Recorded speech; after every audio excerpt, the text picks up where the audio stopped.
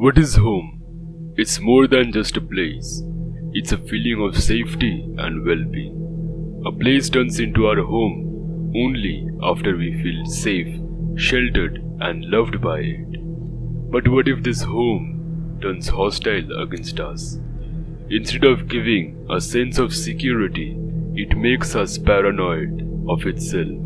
It becomes a hellish nightmare. As an ordinary man, even I would immediately leave the house and run away, and would have never dared to look back at it. But in this world of 7 billion people, we never know what can happen. As unlike any other human, this British man is reluctant to abandon his nightmarish home even after living there in a hellish condition for nearly a half century. Let's visit this man and his sinister dwelling to know more about this. What does it look like when our home doesn't feel homelike anymore?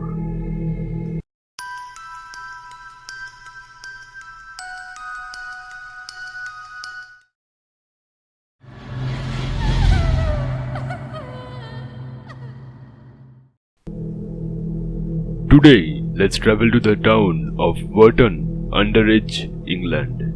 Here in the small and mediocre town of West England, one is sure to come upon a shabby and rustic little house built in the mid-12th century. This house is the ancient Ram Inn, the oldest building in the town, built on a 5,000 years old pagan burial ground.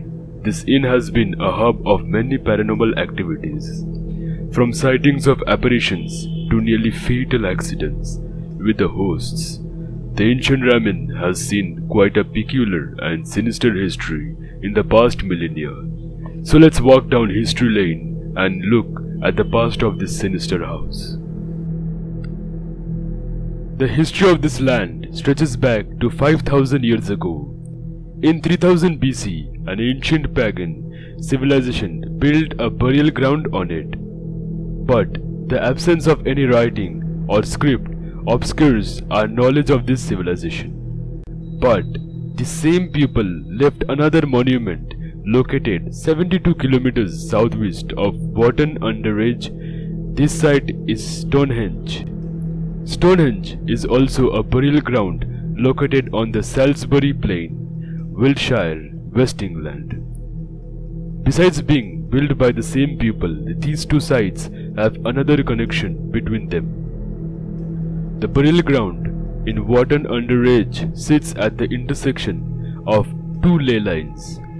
These are imaginary lines connecting many ancient sites and monuments all over Great Britain to Stonehenge. Spiritual energies supposed to flow through these lines. Locals believe that the paranormal entities at the inn feed on these spiritual energies for their sinister purposes.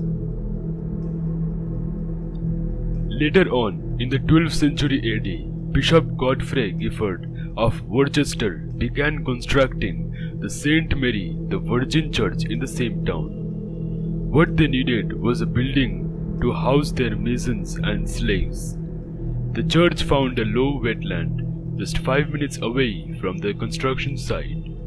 This land was perfect for the workers' quarter, but its history was unknown to the church. In 1145 AD, the church constructed the house for housing its masons and workers. A stream flowed nearby through the inn's ground. The church diverted it around the church for construction purposes. Local legends say that redirecting the water on the ancient Ram Inn site opened the portal for dark energy. Another story behind the paranormal activities of the inn is from the 1500s. During this time, people performing unsanctioned Christianity and witchcraft led to severe punishments like a public execution.